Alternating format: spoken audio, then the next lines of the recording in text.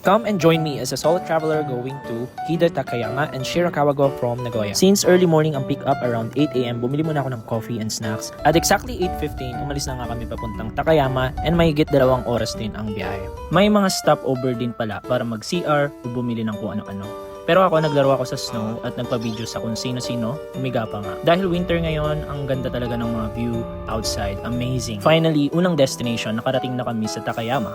Pangalawang beses ko na pero di talaga nakakasawa. Marami ding snow at nakakadulas talaga. Kilala ang Takayama sa wine, kaya nag-wine tasting ako for only 200 pesos. Nakakainit talaga ng katawan at masarap, kita naman sa mukha ko, diba? At ng view ay maganda, promise. Kumain nga din pala ako ng Gohei Mochi, first time ko to and perfect sa cold weather. Of course, wag nyo kakalimutang itry ang Hida Beef sa Takayama at ang Hida Beef Sushi. Sobrang sarap nito and a must try. Medyo may kamahalan pero super worth it. Kinilig pa nga, diba? And finally, to our next and main destination, ang Shirakawa.